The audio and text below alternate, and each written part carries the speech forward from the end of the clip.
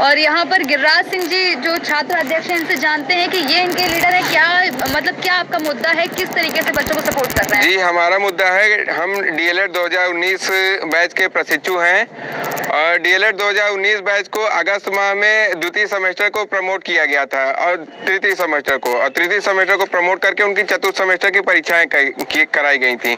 उस समय कुछ ऐसे प्रशिक्षु थे जिनका 1 या 2 विषय में बैक लगा था, तो 1 या 2 विषय में जो बैक प्रशिक्षु थे वो आंशिक बैक थे, वो अगले सेमेस्टर में होते हैं, अर्थात वो तृतीय सेमेस्टर में होते हैं।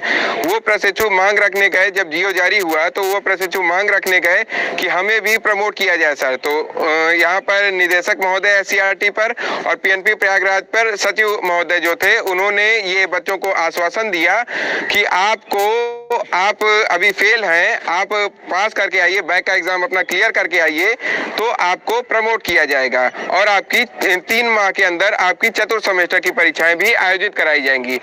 जब अभी हाल ही में हम लोगों ने 6 दिसंबर को सचिव सर से मुलाकात की पीएनपी प्रयागराज पे, उन्होंने प्रमोट करने से साफ इनकार कर दिया।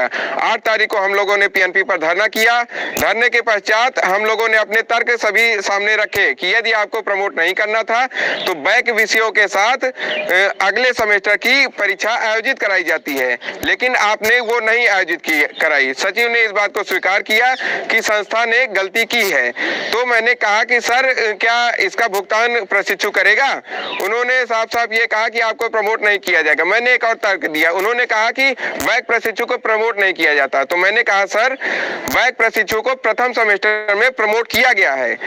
उन्होंने नियमावली का हवाला दिया, मैंने कहा प्रमोट नियमावली में नहीं था, एक जियो जारी कर प्रमोट को नियमावली में डाला गया है और नियमावली में 2 बार प्रमोट करना भी नहीं लिखा था, लेकिन डीएलएड 2019 बैच को 2 बार प्रमोट किया गया है। तो फिर उन्होंने कहा तुमने नियमावली पढ़ी है? मैंने कहा मैंने सर नियमावली पढ़ी है और नियमावली में कहीं भी 2 बार प्रमोट या प्रमोट जैसा कोई शब्द नहीं था, जियो जारी करके ही परिस्थिति के अनुसार ये चीजें जारी की जाती हैं। तो उन्होंने कहा कि ठीक है, मैं इस पे कुछ भी अपना रेफरेंस लगाकर एससीईआरटी भेजता हूँ। 8 तारीख को उन्होंने कहा था, आज हम लोग यहाँ पे 13 तारीख को आए हैं, अभी तक उन्होंने कुछ भी यहाँ एससीईआरटी नहीं भेजा है। एससीईआरटी पे हम लोगों ने डायरेक्टर सर्वेंद्र विक्रम बहादुर सर से मुलाकात की। उन्होंने हम लोगों से कहा कि ये मुद्दा पीएनपी प्रयागराज संज्ञान में लेती है, यदि वो वहां से कुछ रेफरेंस लगा के या इन बच्चों को प्रमोट करने का प्रस्ताव भेजती है तो हमें इस पर कोई आपत्ति नहीं है।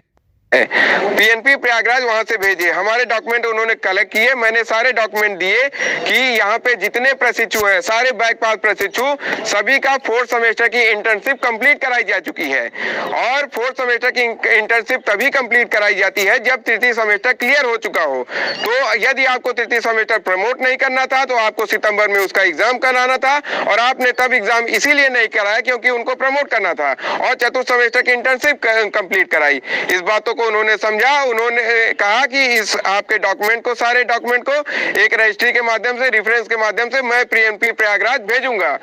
अब यहाँ पर मुद्दा यह है कि क्या पीएनपी प्रयागराज हमको प्रमोट का प्रस्ताव भेजती है कि नहीं, क्योंकि हमारी मांगे जायज है। हमने उसके लिए सारे तथ्य, सारे सबूत प्रस्तुत किए हैं। उसके बावजूद भी यदि वो हमारे बातों को नहीं मानते हैं तो ये लगभग 23,000 प्रशिक्षुओं के साथ बहुत बड़ा अन्याय होगा और इसके विरुद्ध बच्चे बहुत ही भारी मात्रा में एकत्रित होकर बहुत बड़ा आंदोलन करेंगे। इसीलिए मैं ये कहना चाहता हूं कि यदि प्रशिक्षुओं के भविष्य को आप संज्ञान में लेते हैं, आप प्रशिक्षुओं के भविष्य को संवारना चाहते हैं तो आप उनके प्रमोट का प्रस्ताव भेज दीजिए, क्योंकि उसका आधार हमने प्रस्तुत कर दिया है और आपको प्रमोट करना चाहिए। पर सरकार ने तो कहा था कि जब लॉकडाउन में ऐसी स्थिति बनी थी तो सरकार ने तो कहा था कि हम प्रमोट कर रहे हैं सारे बच्चों को, तो फिर ये कहा सरकार ने कहा था कि सारे बच्चों को प्रमोट कर रहे हैं, लेकिन इन्होंने जो 5 प्रशिक्षु थे सिर्फ उन्हें प्रमोट कर दिया और जो 1 या 2 विषय में बच्चे पास थे, जो 1 या 2 विषय में बैक थे, उनको प्रमोट नहीं किया गया और ये हवाला दिया गया कि फेल प्रशिक्षुओं को प्रमोट नहीं किया जाता है। लेकिन यह भी कहा गया कि यदि आप पास करके आएंगे तो आपको प्रमोट किया जाएगा। तो क्या लगता है बच्चे एग्जाम दोबारा देंगे? बच्चे बैक का एग्जाम दे चुके हैं जी। तो क्या लगता है आपको, बच्चे जो है एग्जाम दोबारा देंगे या फिर सरकार इनकी मांगों को सुनी थी। बच्चे बैक का एग्जाम दे चुके हैं, वो अपना बैक क्लियर कर चुके हैं द्वितीय सेमेस्टर का।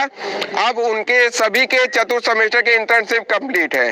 अब वो तृतीय सेमेस्टर के परीक्षा किसी भी हाल में नहीं देंगे, चाहे सरकार जो भी करे, क्योंकि इन्होंने जब समय था तब नहीं कराया। आज 4 महीने विलंब कर दिए, अपने सिस्टम की गलतियां अब ये छुपा रहे हैं। ये विलंब इनको नहीं करना चाहिए था। तब ये अगर तृतीय सेमेस्टर इलेक्शन आने वाला है, इलेक्शन में बहुत सारी मांगे सरकार मानती हुई नजर आ रही है, क्योंकि इलेक्शन आने वाला है, इसकी भी मांगे पूरी हो रही हैं, उसकी आपको क्या लगता है कितने दिन में पूरी हो? जी, हमारा इलेक्शन से कोई मतलब नहीं।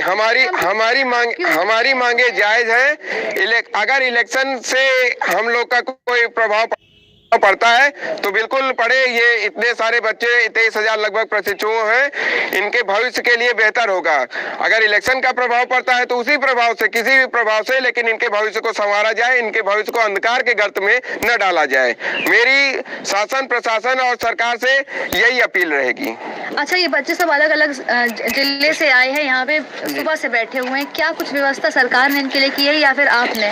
सरकार ने कोई व्यवस्था नहीं की। यहाँ पर प्रशिक्षु आए हुए थे SCRT के बाहर शांतिपूर्वक बैठने के लिए, वहां से प्रशिक्षु को हटा दिया गया। यहाँ पर आके हम लोग बैठने को मजबूर हुए और बस पुलिस प्रशासन का इतना सहायता मिला कि हमको सर्वेन विक्रम सर से मिला दिया गया।